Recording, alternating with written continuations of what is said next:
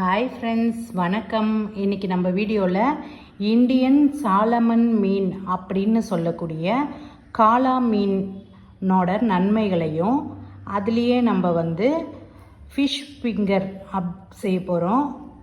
வாங்க, இதில் என்னென்ன நன்மை இருக்குதுன்னு முதல்ல பார்த்துடலாம். இந்த காளா மீனில் ஒமேகா 3 ஃபிட்டி ஆசிட் அப்படின்ற சத்து நிறையவே இருக்குது. இது மார்க்கெட்டுங்கள்லாம் ரொம்பலாம் இந்த மத்தி மீன், சங்கரா மீன் அதெல்லாம் நம்மளுக்கு டெய்லியுமே கிடைக்கும். அந்த மாதிரி இது கிடைக்காது. அடிக்கடி நம்ம இதை சாப்பிட்டோன்னா உடம்புக்கு ரொம்பவே நல்லது. ஆனால் இது ரொம்ப கிடைக்காது. கிடைக்கிற நேரத்தில் நம்ம கண்டிப்பாக வாங்கி சாப்பிட்டோன்னா உடம்புக்கு ரொம்பவே நல்லது. இது பண்ணா மீன் மாதிரியே தான் இருக்கும். ஆனால் இது ரேட்டு பெரிய சைஸ் ரொம்ப விலை அதிகமாக இருக்கும். இது குட்டி சைஸுன்றதுனால இது 1 கிலோ 200 ரூபா. இது பெரிய சைஸாக இருந்தால் 400 ரூபா 500 ரூபான்ட்டு கூட விற்பாங்க. இதில் முள்ளே இருக்காது, நடுமுள் மட்டும்தான். இந்த மீன் செம்ம ருசியாக இருக்கும்.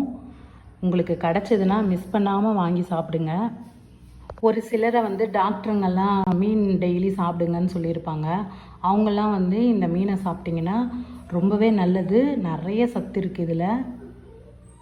இப்போ இந்த மீனை நான் நல்லா கழுவி க்ளீன் பண்ணிட்டேன். இதில் இருக்கிற முள்ள நடு பகுதியை மட்டும் நான் கத்தியில் கட் பண்ணி எடுத்துகிட்டு சதையை மட்டும் நான் எடுத்து ரெடி பண்ணி வச்சுக்கிறேன். இந்த மீனை நீங்கள் குழம்பு வச்சாலும் நல்லாயிருக்கும், வறுத்தாலும் நல்லாயிருக்கும். வேறு ஏதாவது புதுவிதமாக நீங்கள் டிஷ் செஞ்சாலும் சூப்பராக இருக்கும். முள் இல்லாததுனால நீங்கள் வேறு எதனா டிஷ்ஷு கூட ட்ரை பண்ணலாம். இப்போ முள்ளை தனியாக எடுத்துகிட்டு அந்த சதையை மட்டும் நான் நீட்டாக கட் பண்ணி ரெடி பண்ணி எடுத்து வச்சுக்கிட்டேன். இதில் ஒரு 2 ஸ்பூன் அளவுக்கு எலுமிச்சை சாறு ஊற்றிக்கலாம்.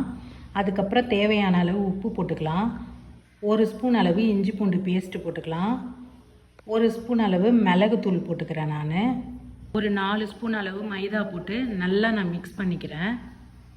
இதுலேயே நான் ஒரு முட்டையை உடச்சி ஊற்றி அதையும் நல்லா மிக்ஸ் பண்ணிக்கிறேன்.